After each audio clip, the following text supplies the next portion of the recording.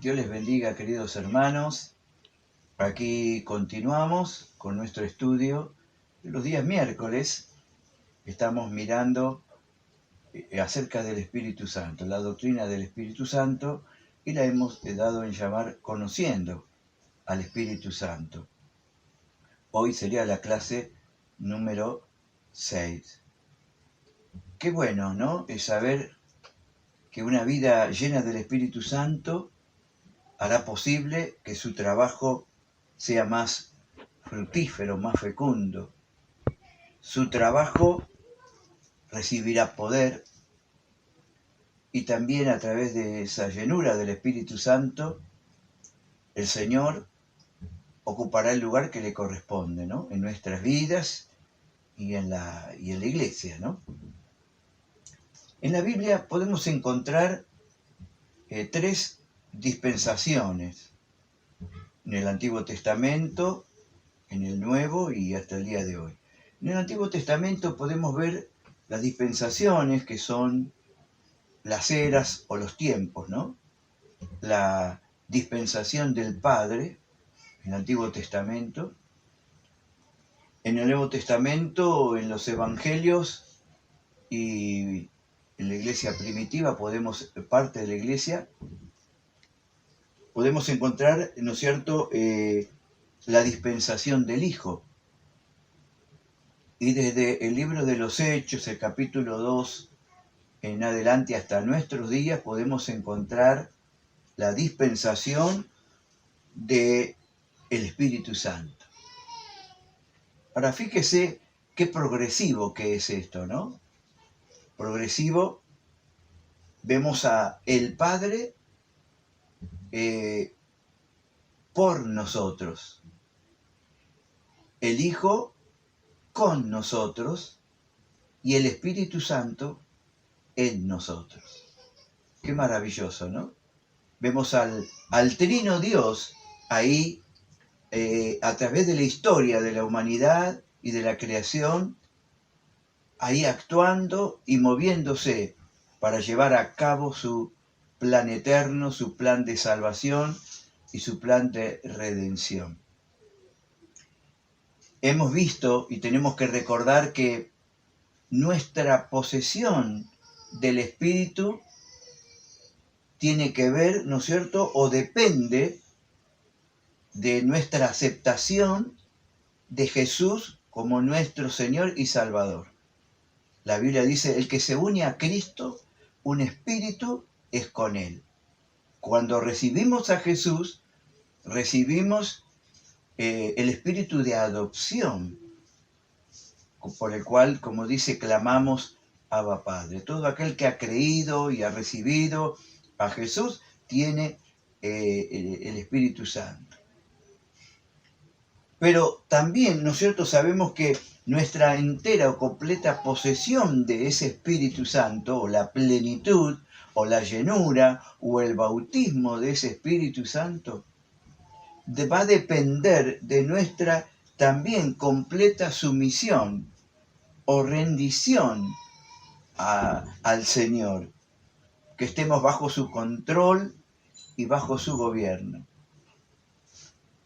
Yo puedo haber aceptado, ¿no es cierto?, a Jesús, puedo haber recibido y tengo al Espíritu Santo, pero después necesito ese bautismo de fuego, ese bautismo de poder, ese bautismo de la llenura, estar bajo el obrar del Espíritu Santo. Y comienza una etapa nueva, una etapa ya sea para mi propia vida, cambios, transformación, poder, autoridad.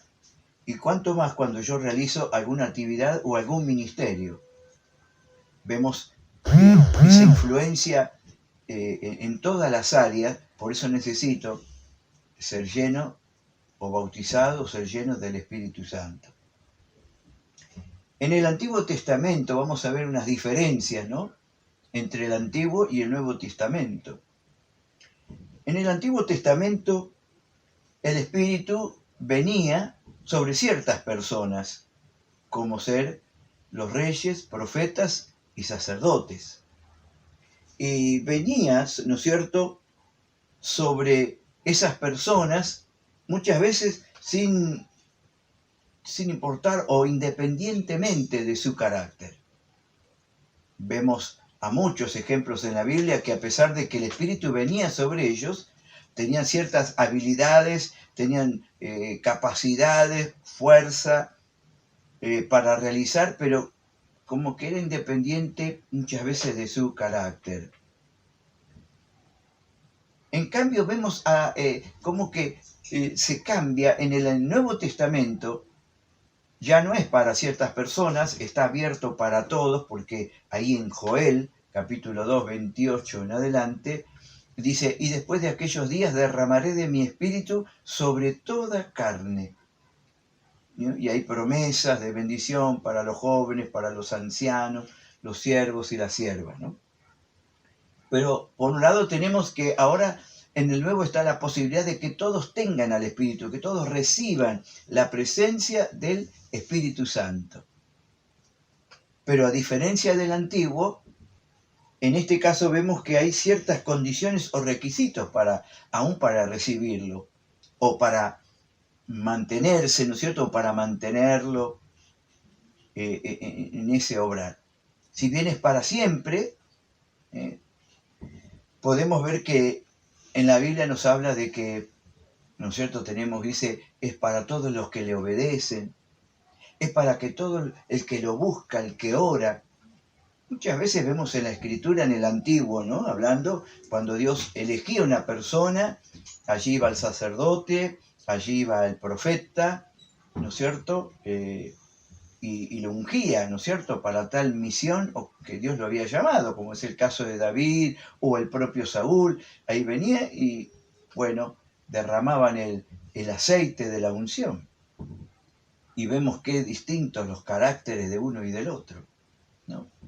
Pero en el caso del Nuevo Testamento, el Espíritu Santo, ¿no?, si nosotros no lo buscamos, no lo recibimos, o si aún recibiéndolo nosotros no actuamos quizás como debiéramos. Por eso en algunas clases anteriores vimos que el Espíritu Santo es una persona que se puede resistir, que puede entristecerse, que se puede apagar, ¿no? ¿Ve la diferencia?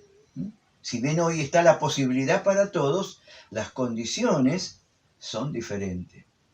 Y de eso va a depender mi caminar y mi actitud hacia el Señor. Por eso dijimos y comparamos, si bien estos hombres hicieron tremendas cosas, muchas veces sus vidas quizás no estaban siendo respaldadas por el Señor. Bueno, hoy pasa lo mismo. Por eso que anteriormente en otra clase hablamos de los dones y el fruto del Espíritu Santo. Unas son las capacidades que Dios nos da para servirle, para hacer la obra, y otra tiene que ver con nuestra formación, con nuestra vida, con nuestro carácter, con nuestro estilo de vida. Dios nos proveyó tanto para una cosa como para la otra. Y de eso depende de nosotros. Yo puedo quedarme con los dones y bueno, funcionan, puedo tener fe, puedo tener poder, se sanan a los enfermos, echar fuera a los demonios, pero quizás amor, gozo, paz y paciencia, por ahí no los tengo. Entonces son necesarias las dos cosas, pero siempre recuerde que va a depender de mí, de mi actitud, va a depender de mi búsqueda, de mi consagración, de mi rendición al Señor, ¿no? Una de las cosas, ¿no es cierto?, yo quiero que leamos en Lucas 24:49. Lucas 24:49, el Señor cuando asciende o está por ascender, les da una orden ahí en este pasaje, ¿no? Dice, he aquí yo enviaré la promesa de mi Padre sobre vosotros, pero quedaos vosotros en la ciudad de Jerusalén, hasta que seáis investido de poder desde lo alto. Quedaos vosotros en la ciudad de Jerusalén. Podemos decir, ¿no es cierto?, aquí que el Señor está haciendo, nos hace ver también a nosotros la importancia de no hacer nada, de esperar, que no podemos empezar nada sino hasta que hayamos recibido esa investidura, ese poder de lo alto. Esperen, aguarden hasta que venga el Espíritu Santo. Y todos conocemos que esa palabra la recibieron como 500 hermanos, dice. Pero cuando llegó el día de Pentecostés, ¿no es cierto?, vemos que solamente había 120 esperando. 120 esperaron y aguardaron la llegada, la venida del Espíritu Santo. Y sobre ellos se derramó y fueron bautizados, ¿no? Pero, ¿qué quiere decir? Que aquí dice el Señor, esperen, no hagan nada. Sabemos que el Espíritu Santo, hermano, esto es lo que quiero dejar, ¿no? El enemigo, ¿no es cierto?, quisiera que nosotros, ¿no es cierto?, uno de los planes del enemigo es procurar que nosotros permanezcamos en la ignorancia o en el error acerca del poder y la actividad del Espíritu Santo. Si nosotros desconocemos el poder, la actividad, el carácter del Espíritu Santo y no le damos el lugar que corresponde, bueno, nuestra labor, nuestras vidas se van a ver afectadas. Por eso tenemos que entender, ¿sabe?, que en el siglo III dice que es donde se comenzó a creer o a hablar o enseñar que el Espíritu Santo era como dicen los testigos de Jehová, ¿no es cierto? Hoy por hoy quedó todavía, pero aún la iglesia en aquel siglo III empezó a creer que el Espíritu Santo era una influencia, era una energía que emanaba de Dios, pero no una persona. Y quizás por eso no se le dio el lugar que corresponde, no se lo trató como la tercera persona de la Trinidad. Y por eso que la iglesia quizás se vio afectada en esas cosas que dijimos al principio. Si nosotros estamos llenos del Espíritu Santo, nuestro trabajo va a ser más fecundo. Nuestro trabajo va a recibir poder. El Señor va a ocupar el lugar que le corresponde y yo voy a ser la persona que Dios quiere que sea. Pero si nosotros ignoramos el obrar, lo que el Espíritu Santo es, lo que el Espíritu Santo hace y no le doy ese lugar, bueno, eso el enemigo quisiera, ¿no? Pero nosotros tenemos que entender que el Espíritu Santo es el agente principal de la obra de Dios en la iglesia y a través de la iglesia. Él quiere obrar en la iglesia, llenándola, capacitándola, santificándola, dando los dones necesarios, los ministerios necesarios para cumplir su misión, pero no independientemente de su carácter. Porque el Señor dice, va a venir a buscar una iglesia gloriosa, sin mancha y sin arruga. Que tenga frutos, pero que tenga testimonio. Qué maravilloso, ¿no es cierto? Por eso que nosotros tenemos que ver que esa influencia del Espíritu Santo va a hacer que la misión que Dios nos ha dado. ¿Cuál es la misión? La misión es ser sal, ser luz, predicar a Cristo, predicar el Evangelio, llevar la palabra del Señor. Y necesitamos, como acá usted lo acabamos de leer, ¿no es cierto? Quédense en Jerusalén hasta que sean investidos del poder de lo alto. Que lo dice también ahí en Hechos 1:8. Pero vosotros recibiréis poder cuando haya venido sobre vosotros el Espíritu Santo y me seréis testigos en Jerusalén, Judea y hasta lo último de la tierra. Pero para eso necesito el poder. Para cumplir la misión necesito el poder de Dios. El mensaje de esta misión también necesita el poder de Dios, el poder del Espíritu Santo. No son mis palabras, no es mi elocuencia, sino que esa palabra, quizás con sencillez, pero respaldada con gracia y con unción. Lo dijo el apóstol Pablo ahí en 1 Corintios 2, dice, yo cuando fui a vosotros no fui con excelencias de palabras, de humana sabiduría, sino que fui con demostración del poder de Dios.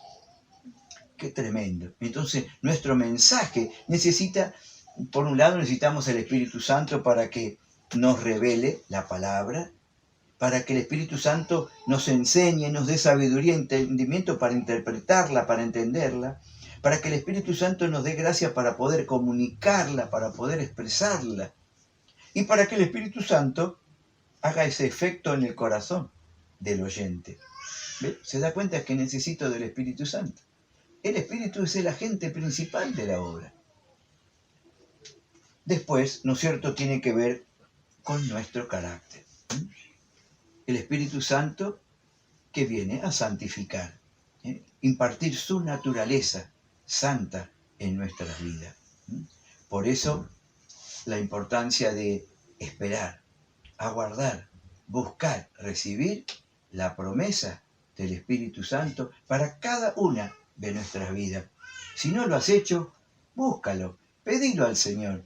Es para ti, es para todos, como está escrito ahí en Joel. Es para todos. Si no has recibido el Espíritu Santo, búscalo, pedile al Señor que te bautice. Y si ya lo has recibido, bueno, qué bueno que podamos entender que sin ese Espíritu Santo, ¿no?, como lo estamos diciendo todas estas clases, no tenemos nada.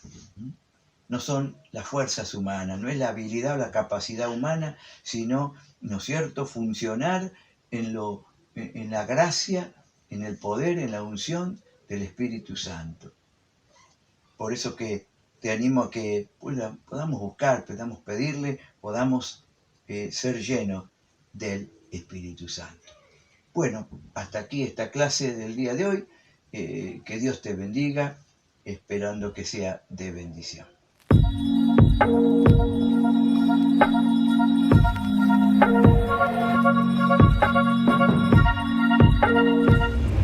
Capítulo 6. Que sea enseñable y corregible. Esto es para todos los discípulos en general, pero especialmente para aquellos que quieren realizar una tarea dentro del ministerio de la Iglesia del cuerpo de Cristo. Un requisito indispensable es ser un buen alumno. Ser un buen alumno. La obligación del alumno es aprender.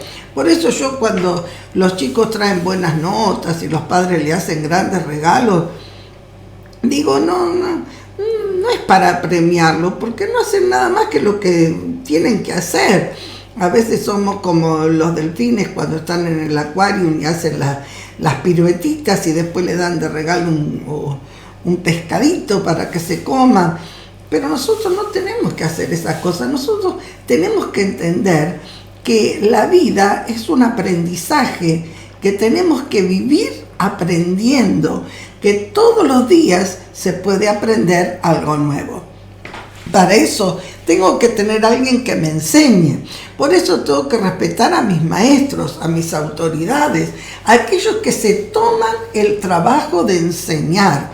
Los maestros tienen una gran tarea, si bien nosotros tenemos que aprender, pero no se le paga al alumno por aprender, se le paga al maestro por enseñar, porque él tiene que brindar. La relación de maestro-alumno es el maestro dar, el maestro infundir, impartir, y el alumno succionar, adquirir y luego realizar las cosas conforme se las han enseñado. Espero que nos quede claro cuál es este proceso que tiene que existir en todo maestro y discípulo, en todo obrero y quien le está presidiendo. Para poder aprender tenemos que tener inteligencia, tenemos que ser sabiduría. Es muy difícil enseñar a los animalitos, ellos hacen cosas por costumbre, por repetición. El ser humano tiene voluntad y tiene razonamiento, razona. Por eso es que nosotros tenemos que aprender a razonar correctamente. Nosotros acá traemos nuestras propias ideas, pero el Señor nos tiene que cambiar ese sistema de ideas para que podamos razonar conforme a lo escrito en su palabra. Es como que nos tiene que cambiar algunos archivos, tenemos que incorporar algunas nuevas aplicaciones para poder desarrollar una vida espiritual exitosa y un servicio productivo. Para esto, nosotros vamos a pedir la sabiduría a quien nos creó y el que nos dio esta sabiduría, que es la inteligencia para poder aprender. El retraso en el aprendizaje es una enfermedad muy triste. Por eso nosotros en Proverbios capítulo 4, versículo 7 nos dice: sabiduría ante todo, adquiere sabiduría. Poder aprender, poder corregir, poder mejorar, poder razonar, es una bendición, hermano. Es una bendición, mi querido. Hay algunos que no pueden aprender, algunos que no tienen la capacidad de hacerlo, pero gloria a Dios, Dios nos ha dado esta capacidad. Dice el Salmo 119, el más largo de toda la Escritura, con mucha sabiduría. Dice este Salmo 119 en el versículo 73. El versículo 73 dice: tus manos me hicieron y me formaron. Dios me formó y Él me hace entender y aprender los mandamientos. Él me da la capacidad de entender y aprender. Sin duda reconocerás que en la escuela muchas veces había cosas que no entendíamos, o la regla de 3 simple, o quizás aquellos quebrados, no sé, alguna cosa de lenguaje como sujeto, predicado, etcétera, adverbios, y no las entendíamos y nos costaba aprenderlas porque no las entendíamos. Pero nosotros tenemos a alguien que nos puede ayudar y capacitar para entender las cosas y para aprender. Es necesario aprender. Por eso nuestra capacidad de aprendizaje está directamente ligada y proporcional a nuestro temor a Dios, a nuestra obediencia a Dios y a nuestra sujeción al Señor. Por eso en Proverbios capítulo 1, verso 7 y verso 10 dice así: el principio de la sabiduría es el temor de Jehová. Los insensatos desprecian la sabiduría y la enseñanza. Alguien que no se deja enseñar es un insensato. Muy bien. Alguien que no tiene sentido común. Alguien que es un tonto. Si vos no te dejas enseñar, el que perdés sos vos. Vas a seguir siendo un necio. Pero si tenés temor a Dios, te vas a dejar enseñar. Vas a ser corregible, vas a ser enseñable.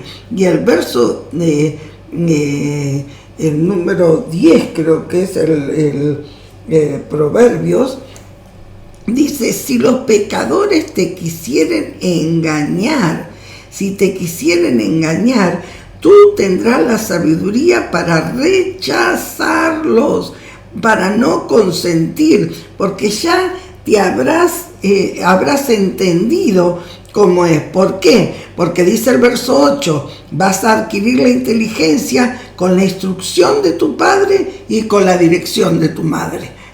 Vas a adquirir inteligencia porque va a haber vidas que van a estar sobre ti, que te van a enseñar, que se van a volcar, que te van a mostrar las sendas de la vida, que te van a decir cómo tienes que actuar ante cada situación. De ti depende si querés aprender o no querés aprender. Pero el principio de la sabiduría está en el temor al Señor. Algunos dicen: no, yo no tengo nada que aprender, yo ya me las sé todas, a mí nadie me va a enseñar. Hermanos, nunca es tarde para aprender. Toda la vida aprendemos. No somos demasiado grandes para poder aprender. Y cuando digo de grandes no hablo de edad, sino de posición. ¿Qué me va a venir a enseñar este mocoso? Recordamos a nuestro querido fundador, el hermano Samuel. Él se sentaba y así estuviera predicando, el más neófito y nuevito de sus discípulos. él se sentaba y dice, hay que escucharlo porque algo podremos aprender de él. A veces nosotros elegimos quién queremos que nos enseñe. A mí ¿qué me va a enseñar? Pero Jesús dio su ejemplo. Jesús también fue enseñable y corregible. En Hebreos capítulo 5, versículo 8, nos habla de un Jesús que supo aprender. Dice que aunque era el Hijo, aunque era una persona que venía con toda la sabiduría, aunque era alguien que venía con todo lo divino en él, dice, por lo que padeció, aprendió la obediencia habiendo sido perfeccionado. Jesús tuvo que ser perfeccionado. Jesús tuvo que aprender. ¿Quiénes somos tú y yo para decir que no tenemos nada que aprender? Por favor, sometete cuanto antes a la enseñanza, a la corrección. Sometete a poder aprender, a tener oídos para oír, escuchar y poner en práctica lo que aprendes. Poner en práctica todo eso que se te está enseñando. Hay algo que es infalible para enseñarnos. Vamos a mirar allí en Filipenses 4:9. Filipenses 4:9. Nosotros a veces nos queremos hacer los maestros de otros, queremos hacernos los maestros, pero nos damos cuenta que nunca estuvimos sentados escuchando y aprendiendo. Si yo no me senté a escuchar y aprender, no puedo enseñar. Dice, lo que aprendisteis y recibisteis y oísteis y visteis en mí, esto haced y el Dios de paz estará con vosotros. Aprender, recibir, oír, ver y hacer. Tantas cosas. Sí, un maestro, yo sé sumar, yo sé multiplicar, yo sé dividir, yo sé leer y yo sé escribir. Así que mañana me pongo una escuela. ¿Es así? No, tengo que estudiar, primero me tengo que sentar, primero tengo que recibir, tengo que ver, poner en práctica y después me voy a hacer maestro de otro. No es fácil aprender. Jesús lo dijo en el Sermón del Monte. En Mateo dice que en el primer capítulo del sermón, el 5, 1 y 2, dice que Jesús se sentó y les enseñaba. Jesús tomó mucho tiempo de su ministerio, quizás más tiempo que en los milagros, en la enseñanza, porque sabía que si ellos cambiaban, modificaban su forma, ellos iban a poder hacer las cosas bien. Y le dice, el que oye mis palabras y las hace, me voy a comparar con el hombre sabio, que edificó su casa sobre la roca. Vinieron los vientos, las lluvias, vinieron los problemas de la vida, pero esa casa permaneció. Quiere decir que es importante aprender a hacer las cosas bien, porque si hacemos las cosas bien, vamos a tener éxito en la vida. Si no aprendemos a hacer las cosas bien, vamos a ir de fracaso en fracaso. Es necesario que alguien que quiere servir a Dios en la iglesia tenga este espíritu. Quiero aprender, necesito aprender, me dispongo a aprender. Ahora, ¿cómo sabemos si una persona aprendió? Para saber si una persona aprendió, hay que evaluarlo. Hay que evaluar a esa persona. Hay que tomar un examen. Saquen una hoja. Hay que evaluarlo a ver si aprendió a hacer lo que tenía que hacer. Esto se llama una prueba. A ver si corregimos nuestra actitud. Una prueba de cada uno de nosotros para ver cómo estamos, qué es lo que aprendimos o qué es lo que no aprendimos. En el Antiguo Testamento, en el libro de Levíticos, tenemos un texto que nos aclara un poquito esto, cuando Dios le quería enseñar obediencia al pueblo de Dios. Qué difícil fue para Dios enseñarles la obediencia. Este pueblo era un pueblo contumaz, un pueblo rebelde, y en Levítico capítulo 26 el Señor, les habla muy fuerte en el versículo 23 y dice: si con estas cosas no fueres corregido, sino que anduvieres en camino de oposición conmigo, yo también procederé en contra de vosotros. ¡Wow! ¡Qué bravo! Si todavía no fueren corregidos, si no aprenden, si no cambian de actitud, van a tener un tiempo difícil. Señor, ayúdame a aprender. Dios está dispuesto a corregir hasta los más poderosos, Dice el capítulo 4, versículo 3 de Miqueas: y él juzgará entre muchos pueblos y corregirá a naciones poderosas hasta muy lejos. Hermanos, nadie se escapa de la corrección de Dios. Nadie se escapa del examen de Dios. Nadie se escapa de la prueba de Dios. Ojalá que podamos estar dispuestos a ser enseñados y corregidos. ¿Sabe que hay algo que nos enseña, que nos corrige todos los días? Quizás no todos los días tenemos al maestro, pero sí todos los días tenemos la escritura. Sí todos los días tenemos esta palabra, fiel y digna de ser recibida por todos, que es útil para enseñar, para corregir, para redarguir. Por eso cuando a mí me toca corregir a alguien, o enseñar a alguien, o mostrarle a alguien su error para que cambie su actitud, ¿a dónde vamos? A la palabra. Yo puedo tener consejos personales, puedo tener pareceres personales, pero no hay consejo más seguro que la palabra. Esta te corrige, esta te enseña, esta te marca el camino que tienes que hacer. Y si eres enseñable y corregible, vas a hacer las cosas bien. También es corregir, es rectificar, enmendar errores. Algunos, yo lo entiendo perfecto, pero no estoy dispuesto a corregirlo, no estoy dispuesto a enmendar, no estoy dispuesto a hacer las cosas de otra manera. Las hago como yo quiero. Si a usted le gusta bien, y si no, chao, querido. No la hagas en la iglesia, porque esto no es el Espíritu de Dios. El Espíritu de Dios es decir, no, yo quizás estoy terco de hacer las cosas a mi manera, pero a lo mejor puedo ser enseñable y corregible y hacer las cosas a la manera de Dios. A lo mejor me sale muchísimo más bien.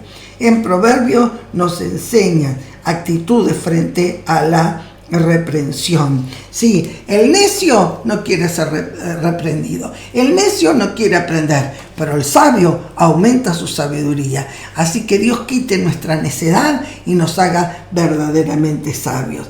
La represión es parte de la disciplina, dice en Hebreos 12:5. Por el momento la disciplina no es causa de gozo para nadie, pero después, cuando eres disciplinado, cuando eres corregido y aprendes la lección, después es de bendición para todos. Por eso hay un gran ejemplo de alguien que fue enseñado y corregido, y es Job. Job fue enseñado a través de la prueba, y Job dijo: de oídas te había oído, pero ahora te conozco. No desprecies, no menosprecies la corrección del Todopoderoso. El Dios que ama, corrige. Y si alguien te ama, te va a corregir, te va a enseñar para que seas muchísimo mejor.